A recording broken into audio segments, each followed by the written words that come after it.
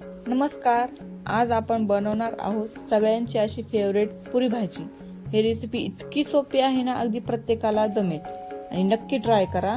कमी साहित्य, झटपट बनणारी आणि घरगुती पण हॉटेलसारखी चव. चला आपण ही रेसिपी बनवण्यास सुरुवात करूया. सर्वप्रथम आपण भाजी तयार करून घेऊया. कढई किंवा पातेले घेऊन त्यामध्ये 2 चमचे तेल घ्या आणि ते तेल मध्यम आचेवर गरम होऊ द्या. तेल गरम होत आहे तोपर्यंत आपण बारीक कांदा चिरून घेऊया. तेल गरम होत आहे तोपर्यंत आपण कांदा बारीक कापून घेऊया. कांदा असा एकदम बारीक स्लाइस मध्ये कट केला पाहिजे, जेणेकरून तो परतला जाईल. आणि आपण कांदा कापून झाल्यानंतर आपण खडे मसाले टाकूया. मिरे, लवंग, तेजपत्ता, शहाजिरे हे गरम मसाले तेलामध्ये चांगले परतून घेऊया. त्यानंतर आपण आलं लसणाची पेस्ट टाकून थोडेसे जिरे टाकून त्याला व्यवस्थित लाल ब्राउनिश होईपर्यंत परतून घेऊया. आणि आपण बारीक चिरलेला कांदा आपण त्याच्यामध्ये टाकूया. कांदा एकदम बारीक चिरला गेला पाहिजे, कारण की तो तेलामध्ये फ्राय होईल व्यवस्थित. बघा आता कांदा इथून बारीक चिरून टाकलेला आहे. जर तुम्ही पुरी भाजी बनवणार असाल तर बटाटे उकडून घ्या. मी आजच्या रेसिपीमध्ये इन्स्टंट बनवते, त्याच्यामुळे मला बटाटे उकडायला टाइम भेटला नाही, तर मी शक्यतो कट केलेले बटाटे टाकणार आहे. तर मी मसाले साईडला करून घेते. तोपर्यंत 2 चमचे काश्मीरी लाल तिखट हा मी घरीच बनवलेला आहे. मी काय बाजारातून विकत नाही आणलेला. मिरची, खडी मसाली मिरची आणून तुम्ही गिरणीतून दळून घेतलेला आहे. 1 चम्मच धना पावडर आणि अर्धा चम्मच हळद. तर तोपर्यंत मी इकडे कणिक मळायला घेऊया. 2 वाटी मी कणिक घेतली आहे. त्याच्यामध्ये थोडासे मीठ टाकून आणि थोडीशी तेल टाकून ह्याला मी घट्ट कणिक मळते. कणिक एकदम घट्ट मळायचे, जेणेकरून पुढे एकदम टम्म अशी फुलली जाईल. बघा आता कणिक तर मी व्यवस्थित मळून घेते.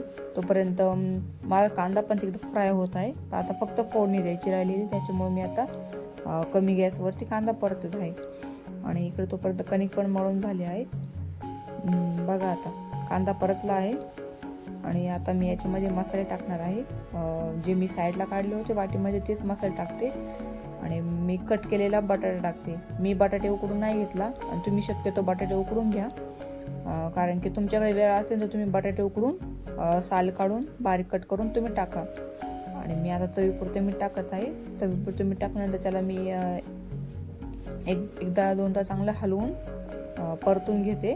आणि यात पाणी टाकणार आहे. पाणी टाकले 2 ग्लास पाणी टाकते, की कमी गॅसवरती शिजायला पण पाणी वेळ लागेल ना.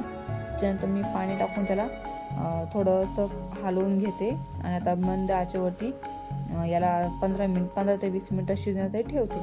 तोपर्यंत मी इकडे साईडला पुरी तळण्यासाठी कढई गरम करायला ठेवते.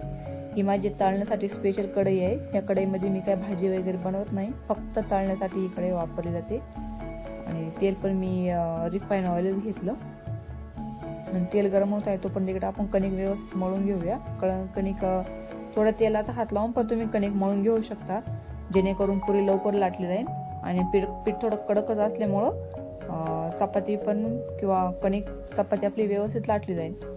आणि पिठाचे मी इथे 4 उंडे केले, म्हणजे 4 पार्ट केले. आणि आता त्याला व्यवस्थित लाटून घेऊया. मी शक्यतो काय करते, मी पूर्ण पोळीसारखी लाटून घेते आणि मग त्याच्या मी असे वाटीने पुऱ्या पाडते, जेणेकरून सारखं पुरी लाटता येत नाही. आणि मला ते जमत नाही शक्यतो. मी हेच माझा देसी जुगाड बोलते याला. मी असंच करूनच पुऱ्या पाडून घेते आणि एकट्टा लास्टला मी पुऱ्या तळते. हे मला फास्ट जमतं. ते एक पुरी लाटणे, मग ते वरती तळले, याच्यामध्ये माझी थोडी जम्पलिंगच होऊन जाते. बघा आता मी व्यवस्थित सगळ्या एकट्टी पुऱ्या लाटून घेतल्या. कमी गॅसवर तेल तापवतो तोपर्यंत मी पुऱ्या इथं लाटून काढून घेतल्या. आणि बघा आता कणिक कडक मळल्यामुळे ना पुरी एकदम टम्म अशी फुलून येते. त्याला ना कुठे कच्ची आतमध्ये राहते ना, त्याला असं हे होत नाही.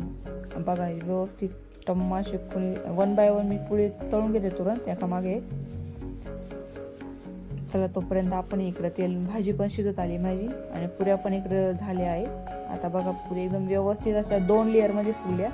आतमधून त्याला एअर पण छान वगैरे येऊन त्याला सगळ्या अशा पुऱ्या मी तळून घेतल्या. आणि तुम्ही जर माझ्या ह्या चॅनलवरती नवीन असाल तर चॅनलला सबस्क्राईब करा, लाईक करा आणि तुमच्या मैत्रिणींना पाठवा, की त्यासुद्धा एक इन्स्टंट अशी पुरी भाजी बनवतील एकदम चवदार हॉटेलसारखी. आणि आमचं नेहमीप्रमाणे आम्हाला जेवणामध्ये सॅलेड पाहिजेच असतं. एक काकडी, एक बीट, चिरलेला कांदा आणि लिंबू असे मला सॅलेड माझे पाहिजे असतं. त्याच्यामुळे मी पटपट सॅलेड कट करून घेतले आणि कांदा असा बारीक कट करून घेतला, जेणेकरून पुरी भाजीवरती सर्व करून आपल्याला खायला छान वाटेल. आणि त्याच्यानंतर मी काकडी, टमाटा पण कट करून घेतला.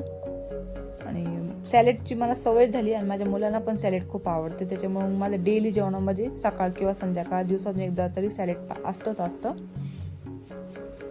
बघा आता मी बीट पण कट करून घेतलं आणि आता व्यवस्थित त्याला थाली पण सर्व करते. आता मला लिंबू तर पाहिजेच असतो आमच्या जेवणामध्ये, की मला पण लिंबू आवडतो आणि माझ्या मुलांना, मिस्टरांना पण लिंबू आवडतो. त्याच्यामुळे मी लिंबू असतो जेवणामध्ये. तुमच्या पण जेवणामध्ये डेली सॅलड असतं का? कमेंट करून नक्की सांगा. आणि काय काय खाता तुम्ही? आमचं ते हे फिक्स असतं, त्याच्यामुळे कमेंट नक्की करा.